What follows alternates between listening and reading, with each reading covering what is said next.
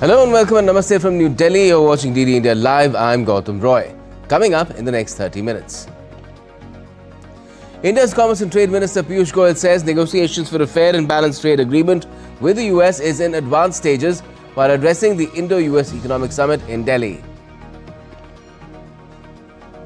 Bangladesh remains under tight security as the Awami League calls for a nationwide shutdown after ousted Prime Minister Sheikh Hasina is sentenced to death.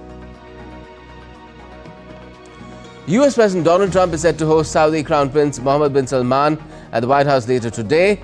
Key defense and civil nuclear deals are likely to be inked, including the sale of F-35 fighter jets to Riyadh.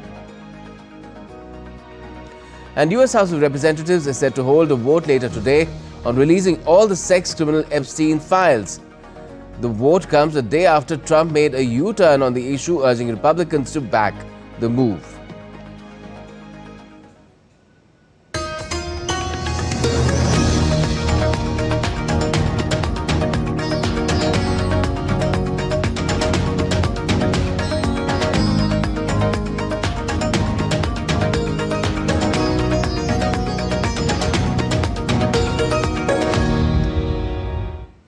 India's Commerce and Industry Minister Piyush Goyal has said on Tuesday that India-United States relations are strategic and enduring.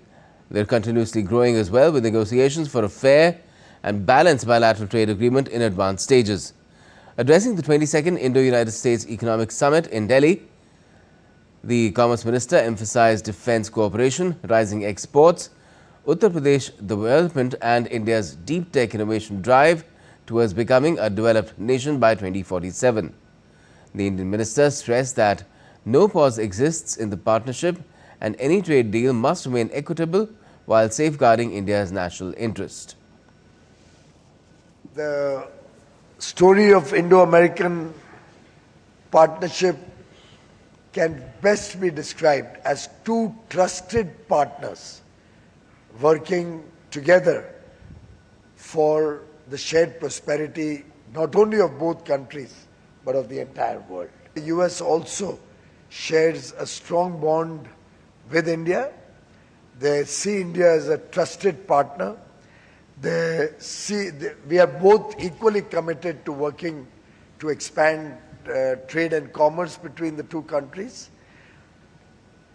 And when the deal becomes fair, equitable, balanced. The day also saw India's External Affairs Minister Dr. S. Jaishankar delivering his remarks at the SCO Council of Heads of Government meeting in Moscow. Extending support to SCO's reform-oriented agenda, Dr. Jaishankar said that the Shanghai Cooperation Organization must be more flexible and more adaptable. He also said that long-delayed decision to make English as the official language of the FCO must be prioritized. India strongly supports its reform-oriented agenda. We welcome centers addressing challenges such as organized crime, drug trafficking, and cyber security. As the organization becomes more diverse, the SCO must be more flexible and more adaptable. To this end, the long-delayed decision to make English an official language of the SCO must be prioritized. Colleagues, Excellencies, we all recognize that the SCO must keep up with contemporary changes. Noting that the SCO was founded to combat three evils including terrorism, separatism and extremism, Dr. Jaishankar stressed that the world must display zero tolerance towards terrorism. We must never forget that the SCO was founded to combat the three evils of terrorism, separatism and extremism. These threats have become even more serious in the years that have passed. It is imperative that the world display zero tolerance towards terrorism in all its forms and manifestations. There can be no justification, no looking away, and no whitewashing. As India has demonstrated, we have the right to defend our people against terrorism and will exercise it. Now, at the COP30 conference in Brazil, India has called for developed countries to reach net zero earlier and deliver climate finance in trillions. Union Minister for Environment, Forest and Climate Change, Bhupendra Yadav, said that the summit should be a COP of implementation and of delivery on promises. India has urged developed countries to demonstrate greater climate ambition and honor their commitments while delivering national statement at COP30 in Belém, Brazil. Union Minister for Environment, Forest and Climate Change Bhupendra Yadav called for COP30 to be remembered as a COP of implementation and a COP of delivery on promises. The minister conveyed India's appreciation to the government and people of Brazil for hosting COP30 in the heart of Amazon. Under the visionary leadership of Prime Minister Shri Narendra Modi, India has demonstrated successfully that development and environmental stewardship can advance in tandem. India's emission intensity has declined by over 36% since 2005. India's non-fossil fuel-based energy capacity, currently around 256 gigawatt, accounts for more than half of its total electric installed capacity. An NDC target achieved 5 years ahead of this schedule.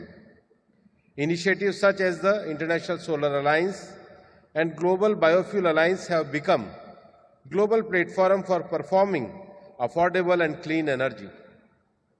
India's Minister Bhupendra Yadav also addressed the high level ministerial segment on the International Big Cat Alliance COP30. He called for renewed global cooperation to protect big cat species and their habitats as part of integrated climate and biodiversity action. Bhupendra Yadav also met UK Secretary of State for Energy Security and Net Zero Edward Miliband on the sidelines of the COP30 summit and discussed various issues related to climate. He highlighted the need for collaboration on climate resilience, particularly in vulnerable regions.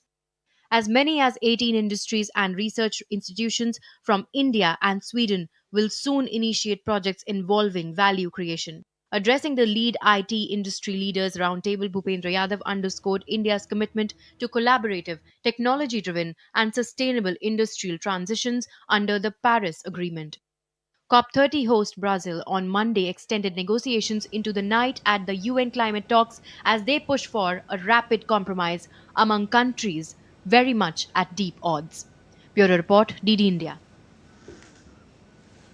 President Draupadi Murmu on Tuesday conferred the 6th National Water Awards at Vigyan Bhavan in New Delhi, honouring individuals, institutions and states for exceptional work in water conservation and management. A total of 46 winners across 10 categories received the prestigious awards aimed at encouraging sustainable water practices in line with the government's vision of a Jal Samriddha Bharat or water-rich India. Take a look at this report for more. At New Delhi's Vigyan Bhavan, the country's highest office honoured the nation's finest water champions on Tuesday. President Draupadi Murmu presented the 6th National Water Award celebrating outstanding contributions in rejuvenating rivers, conserving groundwater, promoting efficient irrigation, and innovating in community water management. This year, 46 winners, including joint winners across 10 categories, were selected from 751 applications received through the National Awards portal.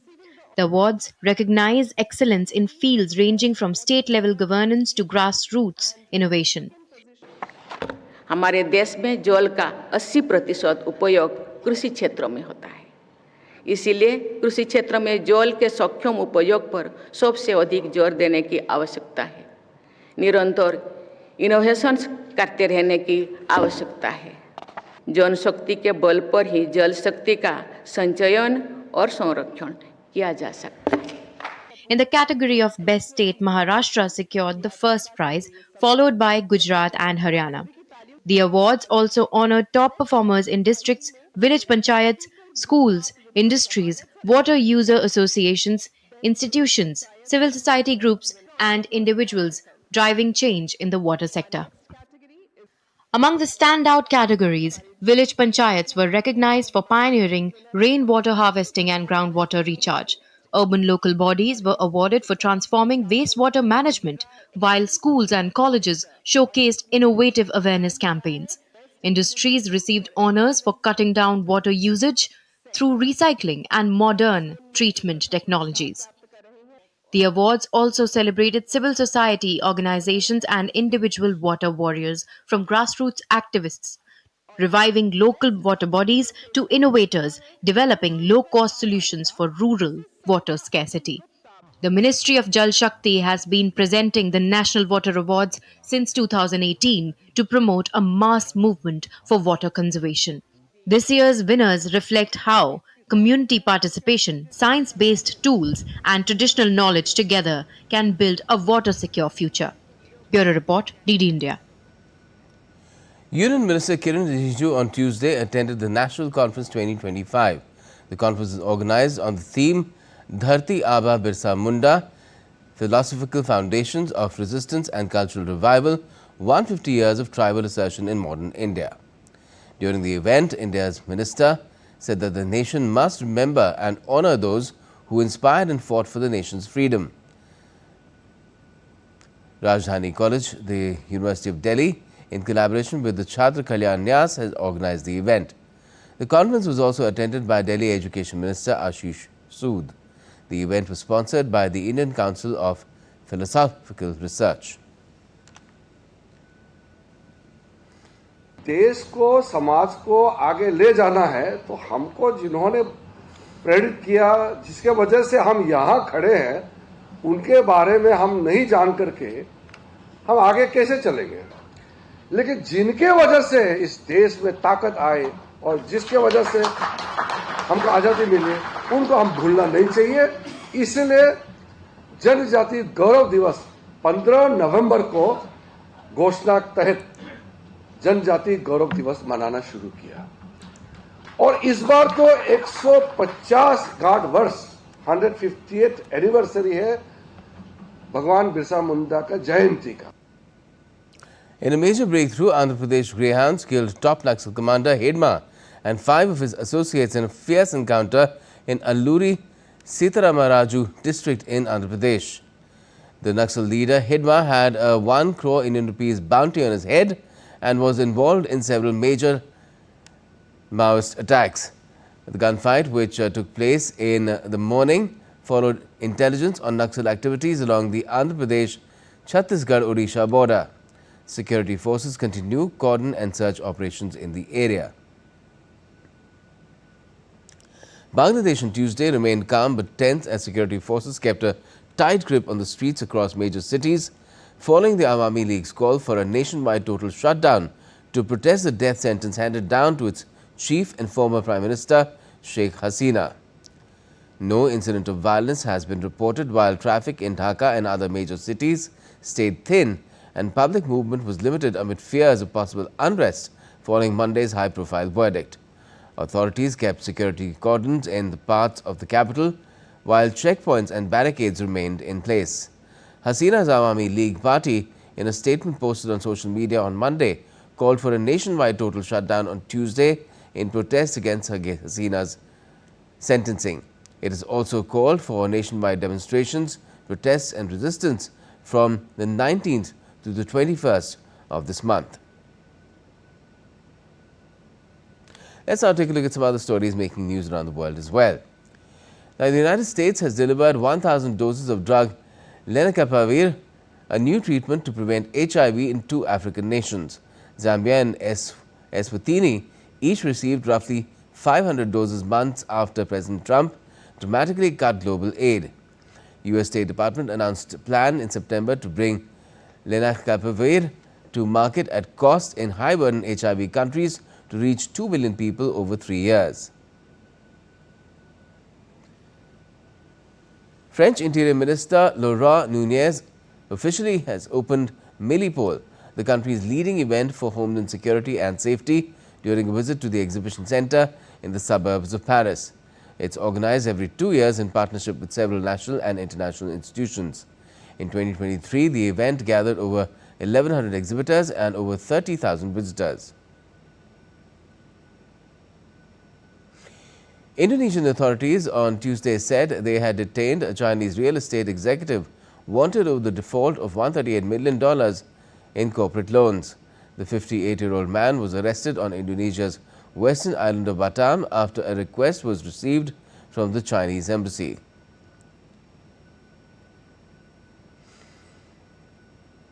And still to come in this edition of DD India Live. The European Union terms the UN Security Council's vote in favor of US President Donald Trump's Gaza peace plan as an important step. And the world's best tennis players will be in action as the quarterfinals of the Davis Cup begin in Italy later today.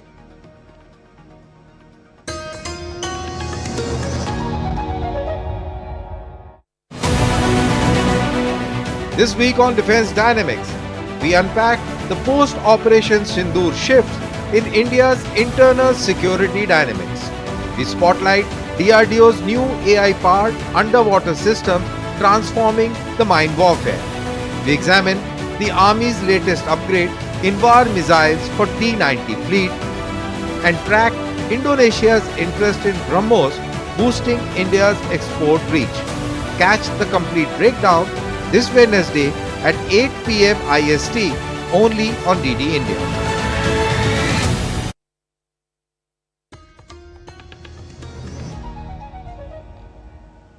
Welcome back. You're watching DD India Live. I'm Gautam Roy. Now, the European Union has hailed the UN Security Council's vote in favor of US President Donald Trump's Gaza peace plan as an important step. The EU's Foreign Affairs spokesperson, Anwar El Anouni, said on Tuesday that the plan consolidates the ceasefire, enables humanitarian access at scale, and opens the way for early recovery, reconstruction, and institutional reform in Gaza. The adoption of the UN Security Council Resolution 2803 is an important step in advancing the comprehensive plan to end the Gaza conflict. It consolidates the ceasefire, enables humanitarian access at scale, and opens the way for early recovery, reconstruction, and institutional reform in Gaza after 2 years of devastating conflict. Saudi Crown Prince Mohammed bin Salman is set to receive a grand welcome from the US President on Tuesday. Both sides are set to sign key defense and civil nuclear cooperation deals, including the sale of F-35 fighter jets to Riyadh. Donald Trump is also expected to urge the Crown Prince to move towards normalizing ties with Israel as part of a wider Middle East peace push after the Gaza peace plan being accepted. It's been a little over half a year that US President Trump started a global trade conflict levying tariffs and imports from almost every country. At the top of his list was China, but Beijing was fast to react. The country has rerouted much of its exports. Das Holter is with Deutsche Welle and joins me from Berlin to talk about it. Good evening, Das. Are you seeing more of those Chinese exports now in Germany? Thanks for having me. Yes, definitely. China is rerouting much of its exporting business away from the United States so as not to have to pay these tariffs. And they're sending a lot more to Europe and to Germany instead. Now, we've been expecting this to happen. And a new study that just came out is merely confirming what everyone had already known. And yet, there's some interesting numbers in that report that show a direct correlation between the US instating these tariffs and Chinese goods being dumped here. A massive uptick of imports from China was first seen here in the second quarter of this year, and that is precisely after Trump had put out these tariffs. And this massive uptick is mostly felt in the car and truck sector, including, of course, car and truck parts, up and down the whole value chain. Let's have a look at plug-in hybrids, for example. Chinese exports to the US are down 99%, so almost non-existent at this point. Chinese plug-in exports to Germany, meanwhile, are up 80%. But Lars, in China, is China gaining that much ground in Germany only due to these US tariffs? Not entirely. You know, there are a few more reasons out there. China has been working hard on making headway into the German and European market. They've been at it for a while, so much so that the EU has also put a 45% tariff on Chinese electric vehicle imports. But China has reacted quickly and has almost entirely stopped the export of purely electric cars. They switched instead to plug-in hybrids, as I mentioned, one of the main sectors where we have seen these major shifts. They're sending almost exclusively these kinds of vehicles over here. and those are exempt from the tariffs. However, China is also sending trucks and truck parts, and all of that is of high quality. That's one of the main reasons outside tariffs that are behind these market moves. The Chinese are producing quality goods and at low prices, and that is, of course, partially due to the government subsidies, but also due to a weak yuan compared to the euro. All right, Lars. So let's see what more does China have in its, in its quiver of arrows as far as global trade is concerned. It's been trying to work out things with the US as well. Thanks for joining us. Now, Russia and the United States have discussed the possibility of conducting another prisoner exchange. Russian President Vladimir Putin's special envoy, Kirill Dmitriev, said in an interview published on Tuesday. A US official confirmed his statement and said that the US side was receptive, but cautioned that nothing was imminent. President Trump's administration earlier this year secured the release of Mark Fogel, a US school teacher and former employee of the US Embassy in Moscow, and Russian-American ballerina Ksenia Karelina. In August 2024, the US and Russia carried out their biggest prisoner swap since the Cold War, with 24 prisoners gaining their freedom, including US journalist Evan Gershkovich and ex-US Marine Paul Whelan. According to sources, Dmitriev discussed the idea of the latest swap with US envoy Steve Witkoff and other administration officials. The Republican-controlled US House of Representatives will vote on Tuesday on forcing the release of investigative files on the late sex offender Epstein, with passage seen as all but guaranteed after President Donald Trump dropped his long-standing opposition. Trump's reversal late on Sunday came days after a House petition gathered enough support to force a vote, a rare instance of House Republicans defying the president's wishes.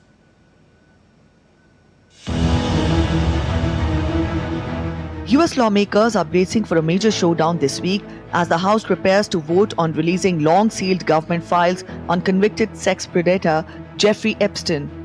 The Epstein Files Transparency Act is expected to advance with a rare bipartisan backing after more than 100 Republicans joined Democrats in demanding the documents be made public. Lawmakers recently released a trove of emails obtained from Epstein's estate. In one such message, Epstein wrote that Trump spent hours with one of the victims at his house and another referred to the president as dirty. The revolt forced President Trump to reverse his opposition, saying lawmakers should vote for release, claiming he has nothing to hide. Let the Senate look at it, let anybody look at it, but don't talk about it too much because honestly, I don't want to take it away from us. It's really a Democrat problem. The Democrats were Epstein's friends, all of them, and it's a hoax. The whole thing is a hoax, and I don't want to take it away from really the greatness of what the Republican Party has accomplished over the last period of time. The call for release of files continues to gain momentum. Many more survivors have not intensified their appeal for the same. A new video has also surfaced featuring the survivors who have urged Congress to act. Many are addressing the media directly and asking for the release of the files. So much pain, so much pain, so much pain. I beg you to release these files once and for all. I mean, there is no valid reason for refusing to do so. So you can't claim that it is to protect the victims. I mean, when it is the victims, myself, and the victims that have been calling for the files to be released. If the bill clears the House, it faces a tougher path in the Senate, and Trump could still veto it, but public and political pressure for answers continues to grow. Many MAGA supporters have voiced their opposition to his stance earlier, which many believe played a part in Trump's reversal vis-a-vis the issue of the release of Epstein files. Anamika Pandey's report, TD India. Ukraine on Tuesday has said its drone forces struck 2 thermal power stations and Starobeshivska and Zuiska plants in Russian-occupied Donetsk region. The commander of Ukraine's drone unit posted footage appearing to show a drone hitting one of the facilities.